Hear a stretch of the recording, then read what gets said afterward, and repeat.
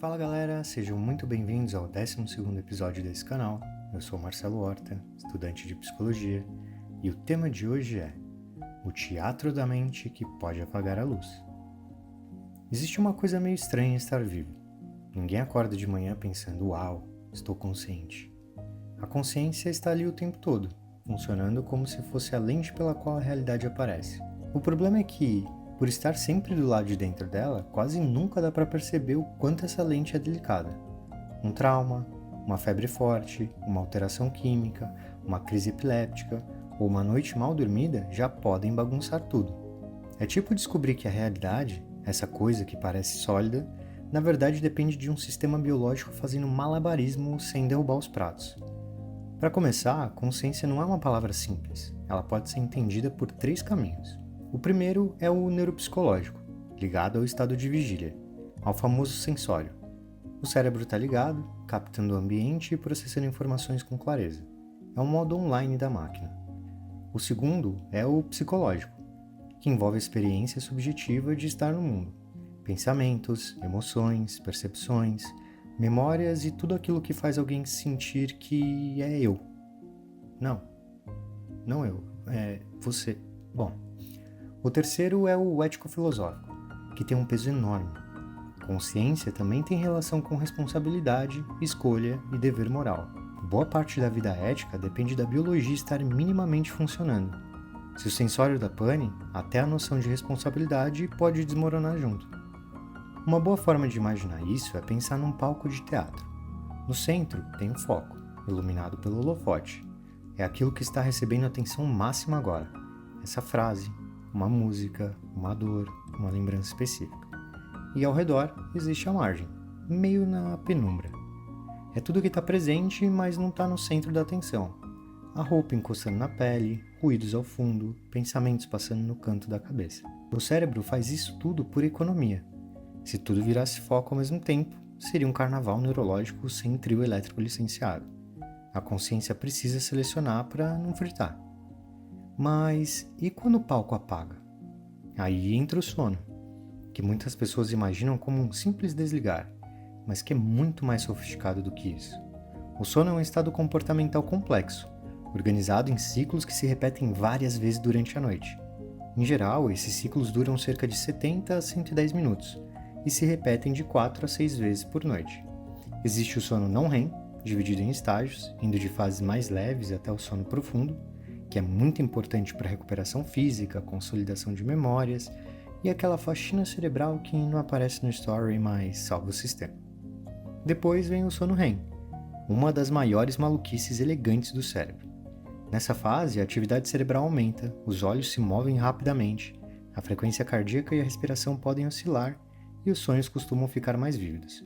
Só que, ao mesmo tempo, o corpo entra em atonia muscular, uma espécie de trava de segurança.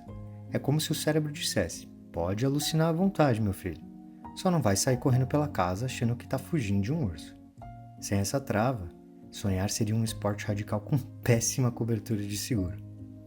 Os sonhos são fascinantes justamente por isso. Eles parecem filmes intensos, muitas vezes visuais, emocionais e absurdos, mas costumam desaparecer minutos depois de acordar. E talvez isso faça sentido. O sonho não precisa ser lembrado como uma ata de reunião. Ele pode funcionar como um espaço de simulação, onde o cérebro testa cenários, reorganiza experiências e processa emoções. Se todos os sonhos fossem lembrados com a mesma nitidez da vida real, a fronteira entre o que aconteceu e o que foi produzido de madrugada ficaria perigosa. Até porque a mente já inventa bastante coisa acordada, não é mesmo? Mas o sono é uma alteração natural da consciência. O problema fica mais sério quando a consciência muda por doença, trauma ou desorganização do funcionamento cerebral. Aí aparecem as alterações quantitativas, que têm a ver com o nível de consciência, como se alguém fosse baixando o volume do som. A obnubilação, pegou aí? É um rebaixamento leve ou moderado. A pessoa não está apagada, mas fica lenta, confusa, com dificuldade de compreender, responder e sustentar a atenção. Parece que o raciocínio entrou no modo economia de bateria. No sopor, o quadro é mais grave. A pessoa quase não responde espontaneamente e precisa de estímulos fortes, muitas vezes dolorosos, para reagir por alguns instantes.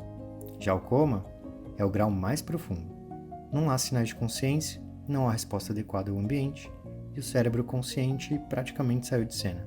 O coma assusta porque mostra algo muito bruto. O corpo pode continuar com partes funcionando mesmo quando o eu parece ausente. Alguns reflexos e movimentos automáticos podem permanecer porque estruturas mais primitivas, como regiões do tronco cerebral, ainda sustentam funções básicas. É o hardware rodando o mínimo possível sem o software da experiência consciente aberto na tela. Além disso tudo, existem as alterações qualitativas. Aqui o problema não é só o volume da consciência, mas a qualidade do que aparece nela. É como colocar duas músicas tocando ao mesmo tempo. Tem tom, mas está tudo misturado. Um exemplo é o estado onírico, que parece um sonho invadindo a vigília. Pode acontecer em febres altas, intoxicações, abstinências graves ou quadros orgânicos importantes. A pessoa está de olhos abertos, mas vivencia imagens e cenas que não correspondem ao ambiente real. É como se o cérebro projetasse o modo sonho em plena luz do dia. Outro fenômeno impressionante é o estado crepuscular, muito associado a alguns quadros epilépticos. Nele, a consciência fica estreitada, afunilada. A pessoa pode andar, mexer em objetos, desviar de obstáculos e até realizar comportamentos relativamente organizados, mas sem plena consciência do que está fazendo e muitas vezes sem memória depois. É o corpo funcionando no piloto automático enquanto o sujeito, por assim dizer, não está em casa. Também existe a dissociação, muito ligada à ansiedade intensa e situações emocionalmente difíceis. Nesse caso, a pessoa pode sentir que está separada de si mesma, como se assistisse ao próprio corpo agir de fora.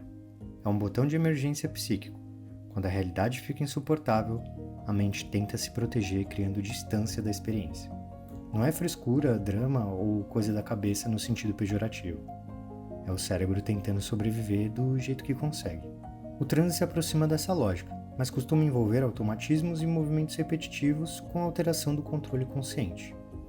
A pessoa entra num estado diferente de presença, como se parte da consciência ficasse suspensa enquanto certos padrões motores continuam acontecendo. E aí vem uma parte importantíssima, o delirium, com M no final. Não é a mesma coisa que delírio no sentido psiquiátrico clássico, como acreditar firmemente em algo falso. Delirium é uma síndrome confusional aguda, geralmente ligada a uma condição médica. Pode aparecer em infecções, desidratação, alterações metabólicas, intoxicações, abstinência, falência de órgãos e várias situações em que o corpo está em crise.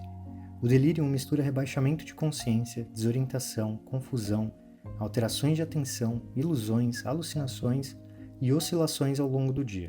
Essa flutuação é uma marca importante. Em um momento, a pessoa parece relativamente lúcida. Horas depois, pode estar agitada, assustada, agressiva ou completamente perdida.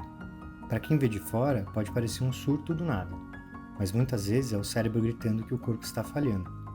Por isso, delírio é caso de investigação médica, não de julgamento moral e muito menos de deixa dormir que passa. No fundo, estudar a consciência é perceber que essa sensação de estar aqui, agora, entendendo o mundo com firmeza, é mais frágil do que parece. A lucidez depende de sono, metabolismo, oxigênio, equilíbrio químico, integridade cerebral, atenção e memória funcionando em conjunto. A realidade que parece tão óbvia talvez seja uma construção muito bem editada pelo cérebro, segundo após segundo. E essa é a provocação final. Se sonhar, dissociar, entrar em estado crepuscular ou viver em delírio depende de alterações químicas e elétricas no cérebro, será que a consciência comum também não é uma espécie de alucinação controlada? Uma versão estável o suficiente para todo mundo concordar e chamar de realidade?